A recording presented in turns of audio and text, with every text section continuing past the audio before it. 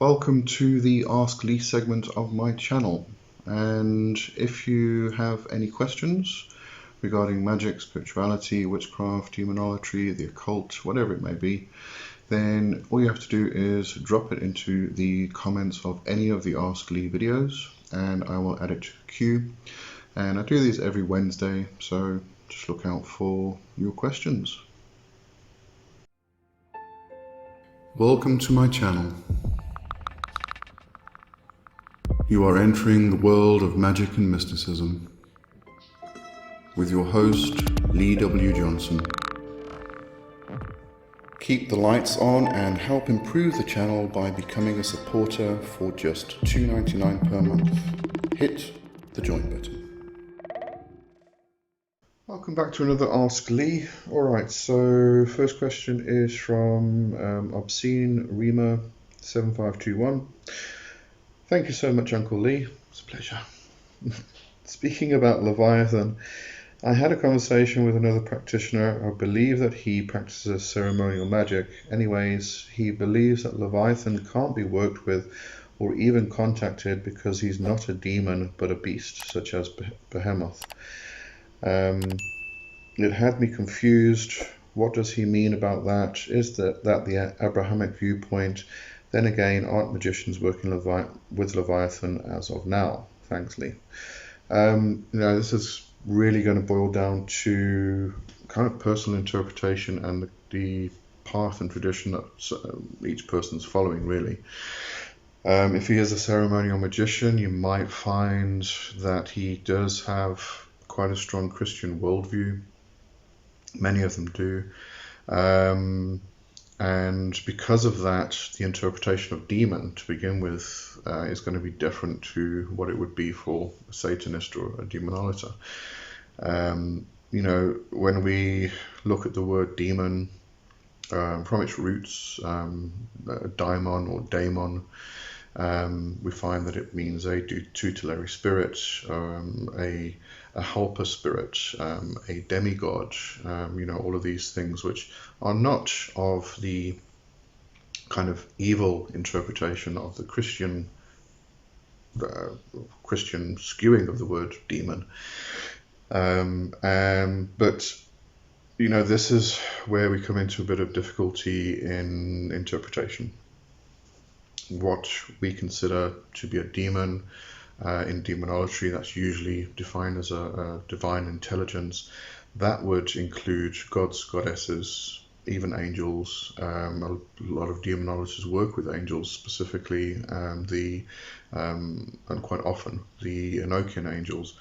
But the Goetia demons, therefore the jinn, which we can then include spirits like nature spirits, fae.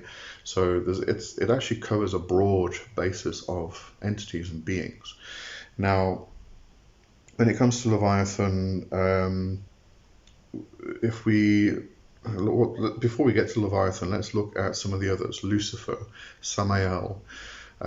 These are considered to be demons or demonic forces. And again, depending on interpretation, your view on that's going to change. But these are angelic beings. Lucifer, from Christian interpretation, is an angelic being. Samael, from Christian interpretation, is actually an angelic being. So, we have these angelic forces. I mean, it gets really difficult and really sticky. And this is why when two people are having a discussion, it's a good thing to actually kind of stop every now and again and discuss interpretations of concepts and words so that each person knows what the other one is actually referring to and talking to. Because I might use a word which is positive for me, but to another person it may be completely negative. But my interpretation of that word could be something which that person uses a different word for, or a different terminology for. So it's important to try and, in discussions, just try and understand what the person is actually referring to when they are talking about particular things. In this case, this person may have been referring to demons from the Christian interpretation of what a demon is, rather than what a demonolator may consider it to be. Therefore, Leviathan would not be considered a demon, because it's not a lower energy entity. That's from their interpretation. Mine of a demon is not a lower energy being. The Jinn aren't even lower energy beings for me. So I think you can see how interpretation,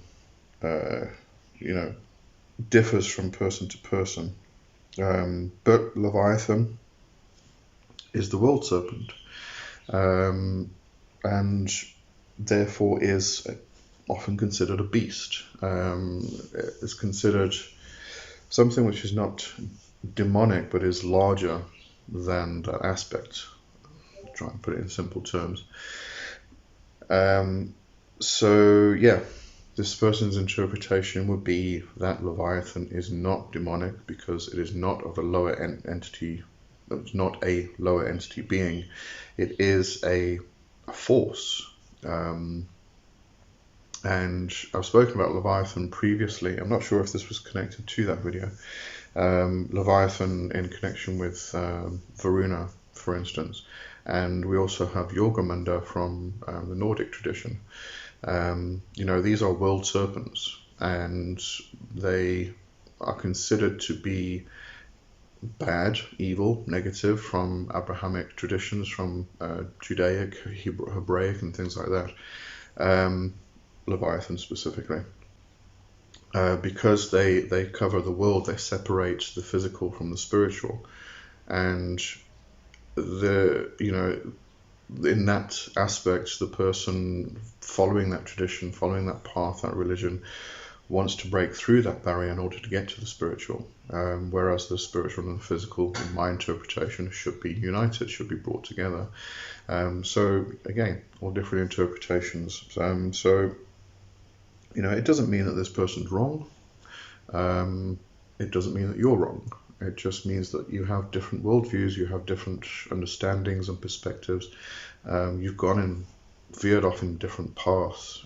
But so just bear in mind interpretations, what people are actually understanding things to be in those regards.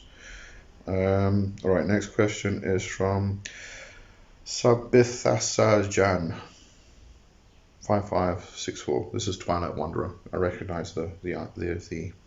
I was interested in a particular deity a long time ago, and now I am not interested at all, and I just don't feel like worshipping him. Is it all right? I won't piss him off. I do like his myths, though. Yeah, that's absolutely fine. We may have particular deities that come into our lives which are there for our entire life, and they've probably been there since before our birth. They are connected to us. A lot of people refer to them as patrons and matrons. But in other cases, we have spirits, deities, entities that come into our life only for a short period of time. And they are usually there to teach us something, to guide us to something, to just there for a particular thing that we can learn from. And then they go. That relationship has ended. It's finished. There's no need for them to be in our lives anymore, so they just go. So in some instances, or probably in most instances, they will finish what they were doing, they'll leave, and then we feel like we don't want to worship them anymore, we don't want to work with them anymore, and that's because the work's finished, it's ended. So there's absolutely nothing wrong with it, and they're not going to get upset with you because you don't talk to them anymore. They'll just move on. When you are building that relationship with a spirit, you'll find that the energy starts to build up because there's an attraction, and energy flows where attention goes. So you build up the energy, you build up the attraction, okay, and then you work with that entity, and it just generates more and more and more energy, more and more attraction.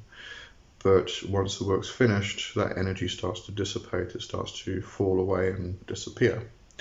And that's because the work's finished, the ties are gone, and it's time to move on to something else, to learn something new, etc. So, I really don't think you would piss a spirit off for not worshipping them anymore. Getting tongue-tied today. Alright, next one. Alchemy Lover 7444. Question, Lee. What would you consider to be difference of low magic and high magic under the banner of demonolatry, and is it good practice to regularly do some form of low just to keep skills up and a stronger bond to the demons? Okay. This would probably be better answered if I knew your interpretation of low and high magic, because as you said, is it good practice to regularly do some form of low just to keep the skills up and a strong bond to the demons? This has got nothing to do with low vibrational energy and high vibrational energy. This is just simply ways people practice. I consider high magic to be in the realms of ceremonial magic, where it's the great work. So it is that it's more of a connection with spirit. So the spirit in this instance, what I'm talking about is connection with divinity, with the divine. The great work is bringing yourself closer to the divine, to God. Whereas low magic is working more with the earth, with nature spirits. It's getting your hands in the dirt. So high magic is going up to the heavens, low magic is going down into the earth, working with the ancestors and things like that. So this becomes very practical magic, folk magic. So all it is different types of magic, one moving towards spirit, the other one moving towards the material, to the earth itself. And probably shouldn't use the word material. It's in the earth, it's rooted in the earth, and it's very grounded type of work. I find demonolatry works with both of these. There is the aspect of moving towards divinity, of ascension, if we can call it that, enlightenment. But at the same time, it's also working in a physical folk magic type of manner, depending on what you're doing, obviously. But when we look at working with the Goetia spirits, a lot of that is working in a manner which is very physical, very material. Whereas working with the angelic forces, Lucifer, Azazel, Shemyaza, Samael, etc., etc., etc., you're working more on development of gnosis, more on the great work. So I do find that we have both of these aspects in demonolatry, and I think both should be in all spiritual paths. Really, I mean, if you ignore the physical for the spiritual, then you create an imbalance. If you ignore the spiritual for the physical, you create an imbalance. So it should be a uniting of all of these things together. I think that covers that one. Yeah, I think that probably covers that one. This is going to be a bit of a short one today. I am starting to run out of questions, so if anybody has questions, please drop them in the comments. I'll add it to the list. I've only got 3 more questions left, I think, and then I'm dried up, so I'm not sure what I'll do if I don't have questions. All right. So if you've got questions, please leave them in the comments, and I'll add them, and then we'll continue with the Ask Lee thing. All right. So have a good one for now. Cheers. Bye-bye.